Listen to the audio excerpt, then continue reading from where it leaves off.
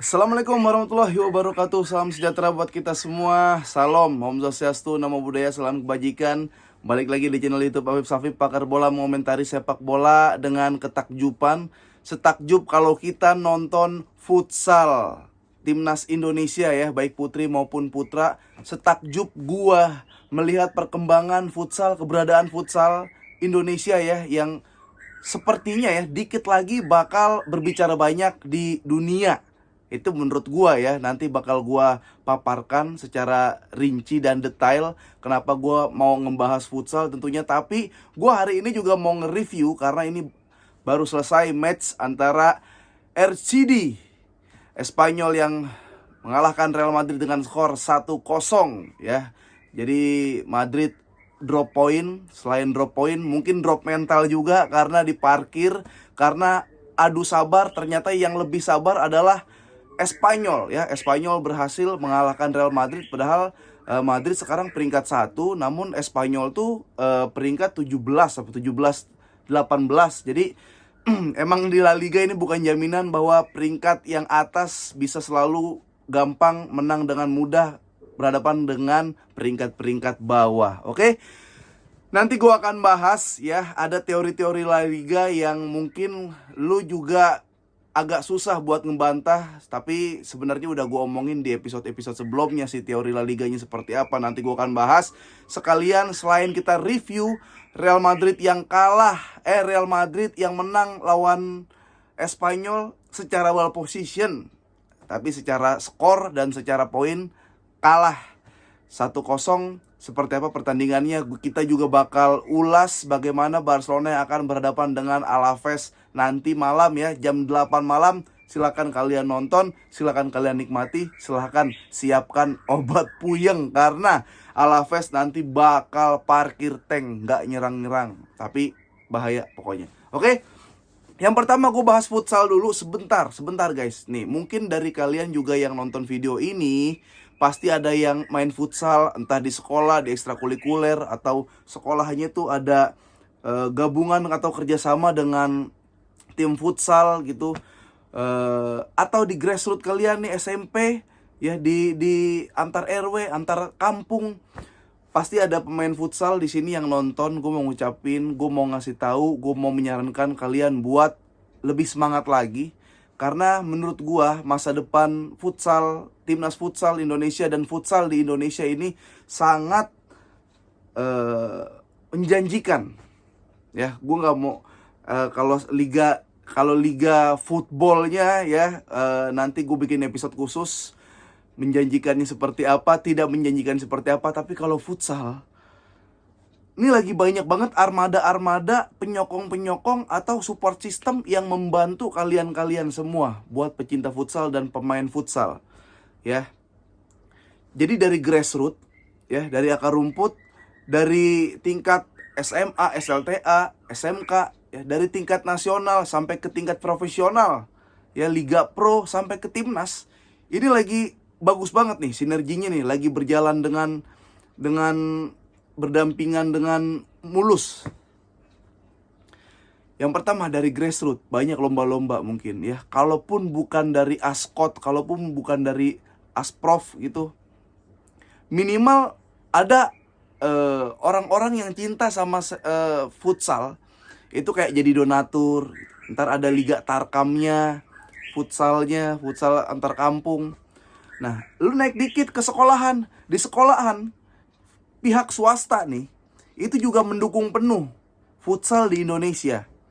Kalaupun lagi bukan FFI yang menyelenggarakan secara rutin, atau bukan futsal series ya, hitungannya kan mereka menjalankan futsal series ya, itu pasti ada tiap tahun. Banyak penyokong-penyokong atau brand-brand yang mau gabung, yang mau terlibat dalam perkembangan dan turnamen futsal di Indonesia. Bahkan di sini mungkin ada yang pernah main juga ya. Mungkin kalau di football itu ada kayak dulu Liga Campina, Liga Top Skor, Suratin Cup, Liga Kompas. Tapi di futsal itu mengelolanya tuh lebih kayak fokus banget. Ada pertandingan yang sehari habis, ada pertandingan yang penyisihan, nanti finalnya itu banyak banget matchnya. Jadi kalian lagi didukung nih. terutama buat pemain futsal. Pertama, dukungan dari swasta, dari brand, provider masuk ya, terus brand-brand sport masuk, ada deodoran masuk. Jadi sekali dia ingin melakukan activation itu pasti melibatkan turnamen futsal.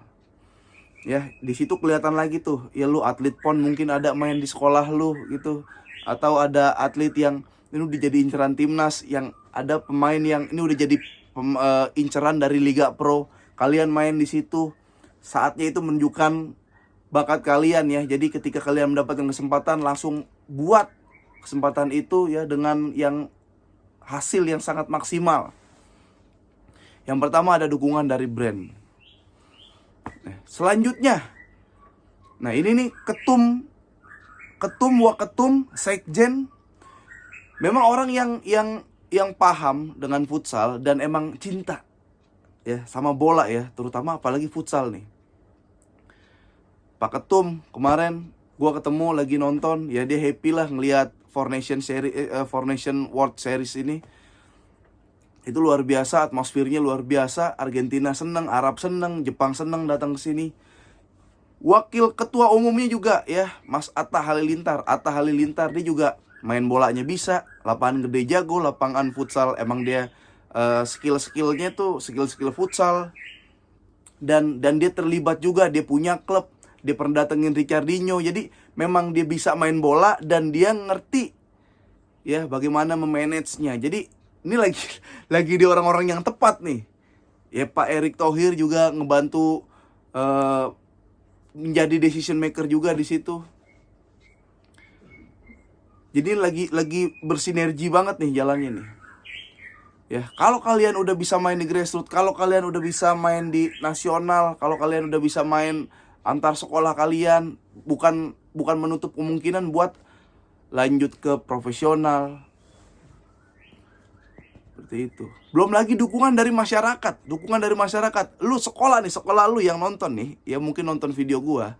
Ketika sekolah lu main, itu kan datang semua. Chance-nya rapih.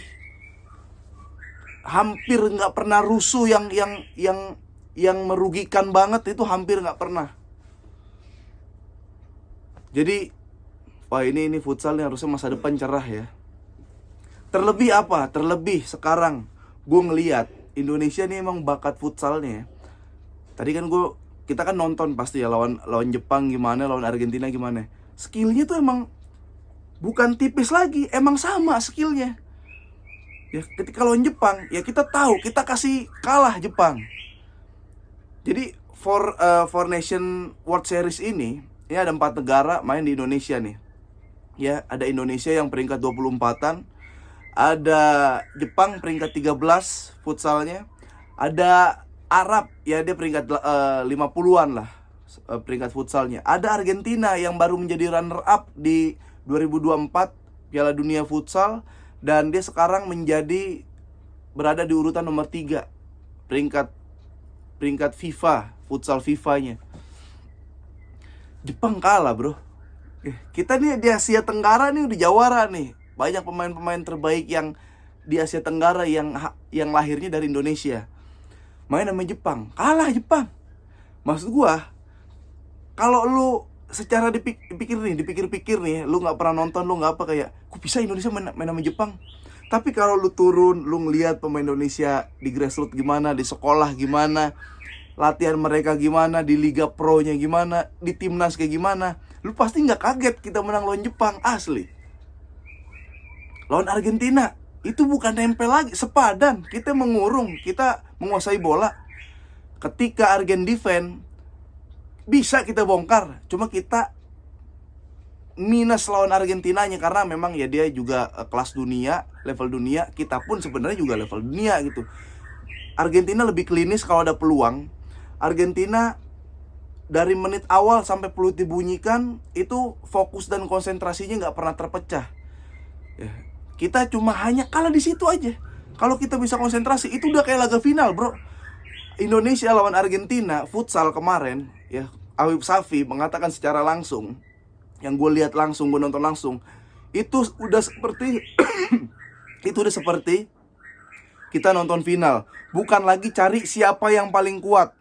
Yang menang itu bukan lagi siapa yang lebih kuat di antara kedua tim, tapi siapa yang lebih konsentrasi, siapa yang lebih tidak banyak melakukan blunder, dan siapa yang lebih klinis. Itu. Kalau dua-duanya bagus, sama-sama bagus, ngurung. Argentina bisa ngelewatin pemain kita, kita bisa ngelewatin. Argentina bisa ngebongkar pertahanan kita, kita bisa ngebongkar. Ya, kalau lawan Argentina, ya udah kita kena ganjarannya aja, ada hilang fokus dikit kena ganjarannya. Jadi skor 4-2. Cuma pun kalah 4-2 sama Argentina, gue happy nontonnya. Jadi gue jadi terlena bahas futsal nih gitu. Jadi menurut gue, buat kalian yang cinta sama futsal, kalau gue bilang futsal nih masih asri, murni, berbakat, istimewa, berkualitas.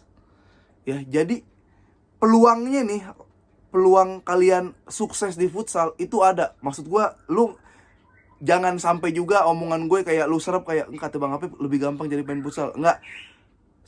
Tetap kalian selain punya skill futsal, kalian juga punya skill sosial untuk ngobrol sama orang, berani ngobrol sama orang, ketemu sama orang-orang penting.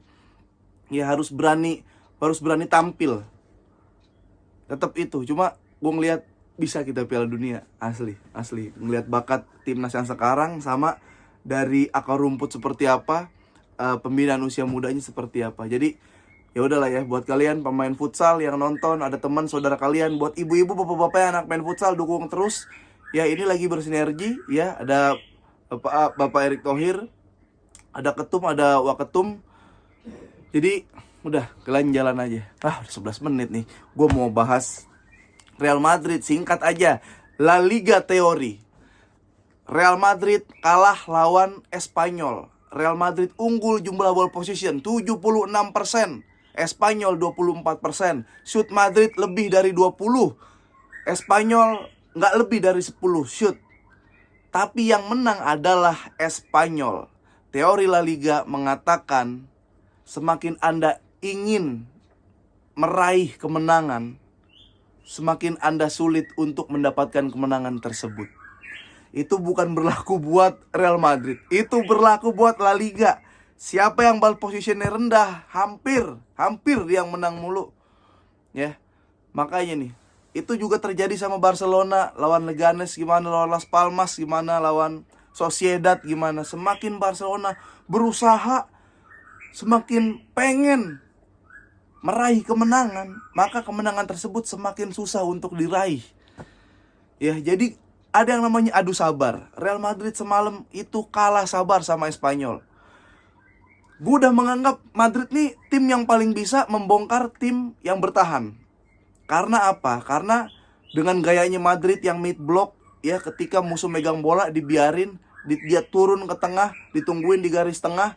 Ketika ada musuh lepas, bolanya diambil, bola direbut, Spartan jalan ke depan, semua lari ke depan, langsung bikin overload di final third, langsung bisa cetak gol. Itu yang terjadi sama Real Madrid kalau dia lagi sabar. Tapi Espanyol lebih sabar, lebih gak mau menang. Semakin gak mau menang di La Liga, semakin punya kesempatan buat menang. Gue gak ngerti. Itu olahraga, itu sepak bola, itu La Liga. Makanya slogan dari La Liga adalah "It's not a football, it's a La Liga". Nah ini 76%. Nah kalian yang pengen nonton Barcelona, jangan kaget nanti ya, Alaves parkir, dia gak mau nyerang. Ball position Barcelona 83%. Ya, sisanya itu Alaves. Tapi tiba-tiba sekali serang, tek gol. Hati-hati di situ. Jadi intinya adalah semakin nafsu untuk mendapatkan, menginginkan kemenangan, semakin susah juga untuk meraih dan mendapatkan kemenangan tersebut. Kalau Barcelona bisa sabar, dia bisa melewati Alaves nanti malam. Kita lanjut ke Madrid dulu. Gimana perasaan kalian di parkir? Gimana nontonnya di parkir? Seru? Gimana ada orang berjejer di depan kiper? Terlepas kiper Espanyol nih, wah gila, jago banget. Jago sejago-jagonya malam itu aja, jago banget. Kalau dia emang jago, bisa clean sheet, ya si Espanyol gak sampai ada di peringkat 15 ke bawah. Jago pada hari ini. Ya, tendangan semua di tip, di save. Bahkan ada peluang satu yang Vini ya, disempat save sekali, bola mental ke Mbappe, kena lagi tangan sini. Kalau dia nggak kena tangan atau dia salah mengarahkan, itu bolanya pasti masuk. Kalau dia nggak menghalau, bola pasti masuk. Tapi kalaupun dia menghalau, tapi menghalaunya salah, dia nggak masuk. Dia nghalaunya bener, tek, kena tiang. Ini emang udah ciri-ciri menang udah ada di situ. Ya, ada gol yang dianulir, ada di situ. Jadi ya itulah La Liga. Gimana tapi nanti Barcelona. Nah, Barcelona lagi ada konflik juga ternyata, Iñaki Peña dan si Hansi Flick. Hansi Flick sebel sama Iñaki Peña karena dia datang telat. Langsung ketika preskon dibilang dia mengatakan bahwa jadi kiper nomor satunya siapa? Ya si Tek itu adalah si Szczęsny. Ya. Hansi Flick sebel karena Iñaki Peña datang telat. Tapi Iñaki Peña sekarang ngerasa nggak nyaman. Kontrak belum diperpanjang, masih ada kemungkinan dia pindah juga. Tapi ada kiper Barcelona yang namanya Garumit, itu usia 16 tahun. Bahkan dia dibilang kiper ketiga kata Hansi Flick. Wah, ini sebel banget Hansi Flick. Gue nggak tahu ya, dia lagi ngasih aura ketegasan, dia lagi ngasih aura I'm the boss.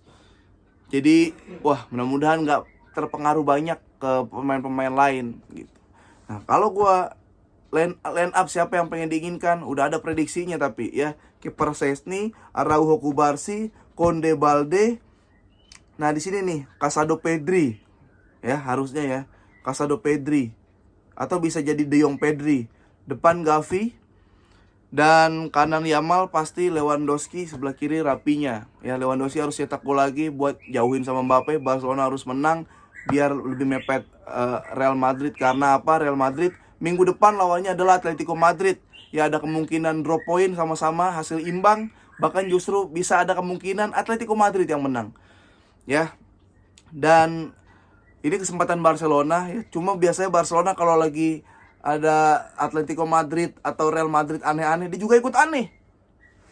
Ya, kita lihat aja nanti keseruannya seperti apa. Dani Olmo lagi nggak bisa didaftarin. Javier Tebas berulah lagi. Yang kemarin udah bisa ngedaftarin, tapi kayak 3 bulan doang. Dicabut lagi 3 bulan doangnya. Udah dibilang dia ngelempar bola ke Barcelona. Kan udah aku bilang pendaftaran Desember, kata Javier Tebas. Lu gak ngomong apa-apa, tiba-tiba daftarin Olmo. Ya lu yang salah. Ya bener itu. Bener, jadi udahlah. Wah, ada si ini siapa? Pablo Torre. Nah, gitu aja teman-teman. Gue berharap nanti malam Barcelona tidak mengasih makan egonya terus. Egonya adalah karena dia punya filosofi menekan, dia punya filosofi tiki taka, dia punya filosofi mengontrol lapangan dengan ball position. Tapi jangan sampai ketika kita mengontrol lapangan lawan dengan ball position, ternyata lawan yang mengontrol pertandingan. Itu, ingat sekali lagi La Liga ya, semakin nafsu untuk mendapatkan kemenangan, semakin susah untuk mendapatkan kemenangan. Jadi Barcelona harus sabar, Alaves siap-siap, parkir tanknya dibongkar. Barcelona harus berani memberikan bola agar apa? Biar ketika Alaves mencoba keluar, ketika Alaves mencoba menyerang, ada space-space, jalur-jalur yang terbuka sehingga jalur-jalur tersebut bisa dieksploitasi oleh pemain-pemain Barcelona. Nggak apa-apa juga sesekali Barcelona mid block, kita tunggu bolanya, Alaves datang, kita Spartan, kita counter attack. Nggak apa-apa, kita punya Yamal, Rapinya, kita punya Balde yang siap counter attack. Lewandowski pun kalau mau counter attack, napasnya masih kuat. Oke, gitu aja. Sampai ketemu lagi di episode selanjutnya. Sampai menonton Barcelona versus Alaves. Vamos!